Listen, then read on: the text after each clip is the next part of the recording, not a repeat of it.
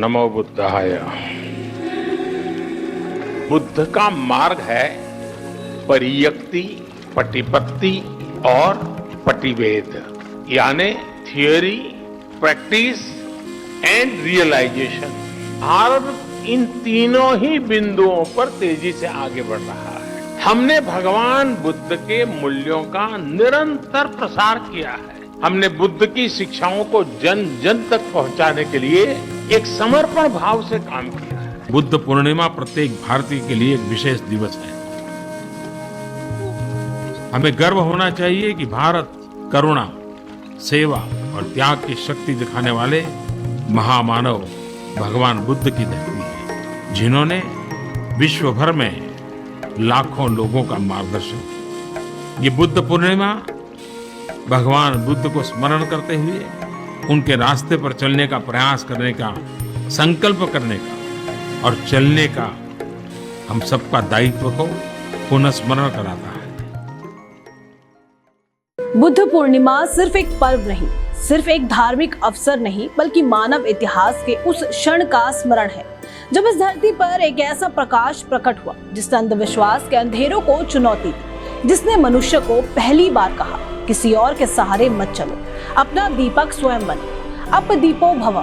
सोचिए इतिहास में कितने महापुरुष हुए, कितने राजा हुए, कितने विजेता हुए, लेकिन गौतम बुद्ध जैसा कोई नहीं। जैसे हिमालय सिर्फ एक पर्वत नहीं बल्कि पर्वतों का शिखर है, वैसे ही बुद्ध सिर्फ एक व्यक्ति नहीं बल्कि चेतना की सर्वोच्च ऊंचाई है। हिमालय की तुलना किसी और से नहीं की जा सकती और बुद्ध की भी नहीं। बुद्ध बस बुद्ध है।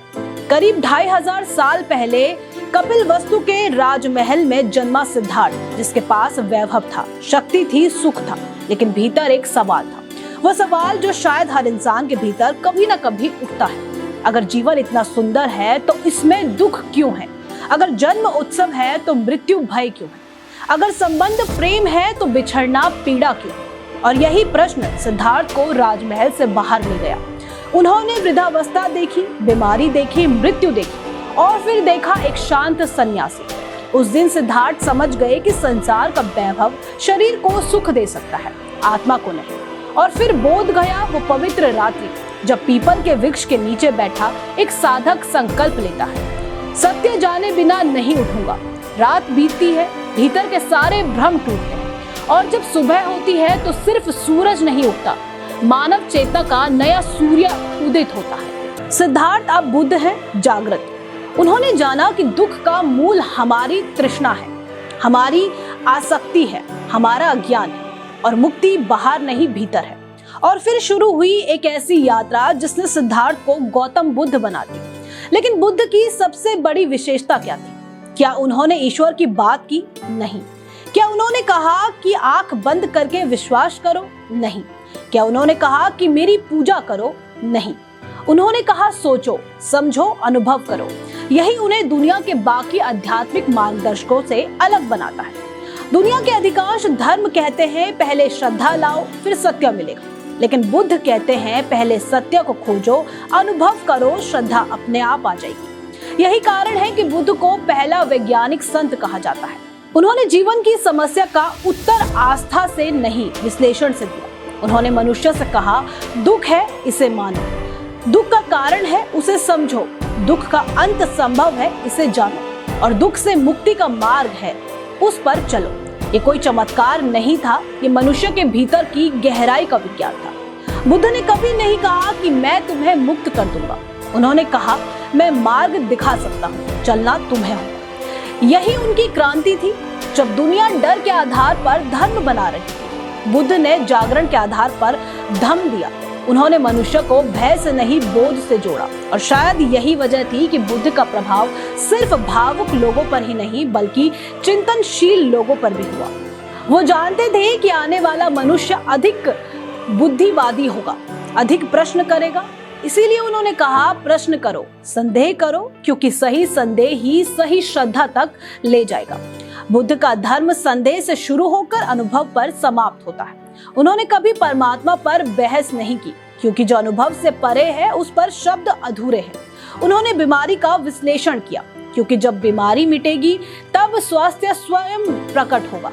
उनकी चुप्पी भी उतनी ही गहरी थी जितने उनके शब्द। बुद्ध पूर्णिमा हमें यही याद दिलाती है कि बुद्ध कोई मूर्ति नहीं, एक संभावना है। हर मनुष्य बुद्ध हो सकता है अगर वो जाग जाए। बुद्ध ने कहा था, तुम्हें किसी मंदिर में सत्य नहीं मिलेगा जब तक तुम अपने भीतर नहीं उतरोगे। आज दुनिया पहले से ज्यादा जुड़ी हुई है, लेकिन भीतर से उतनी ही बिखरी हुई है। सूचना बड़ी है लेकिन शांति कम हुई है। सुविधाएं बढ़ी है लेकिन संतोष घटा है। ऐसे समय में बुद्ध सिर्फ इतिहास नहीं, आवश्यकता है। उनका मध्यम मार्ग आज भी उतना ही प्रासंगिक है। न अति भोग, न अति त्याग, बल्कि संतुलन। न अंधविश्वास, न नास्तिकता, बल्कि जागरण। बुद्ध पूर्णिमा का अर्थ सिर्फ दीप जलाना नहीं, भीतर के अंधकार को देखना भी है। क्रोध को पहचानना, लोभ को समझना, मोह को देखना और फिर धीरे धीरे उनसे मुक्त होना। याद रखिए, बुद्ध ने संसार छोड़ने को नहीं कहा, उन्होंने संसार में रहते हुए जागने को कहा। उन्होंने कहा, कमल बनो, पानी में रहो, लेकिन पानी तुम पर ना टिके। आज जब आप बुद्ध पूर्णिमा मनाएं तो सिर्फ पूजा न करें, एक प्रश्न करें, क्या मैं सच में आत्म जागृत हो रहा हूँ या सिर्फ जी रहा हूँ? क्योंकि बुद्ध का संदेश पूजा से बड़ा है, परिवर्तन। और अंत में बुद्ध पूर्णिमा हमें ये नहीं सिखाती कि बुद्ध को मानो, ये सिखाती है कि बुद्धित्व को जानो। अपने भीतर वो दीप जलाओ जो उधार की रोशनी पर निर्भर ना हो, क्योंकि जब मनुष्य स्वयं प्रकाशित होता है तभी संसार सच में प्रकाशित होता है। ऐसी ही और जानकारी के लिए बने रहिए MHTV न्यूज के साथ।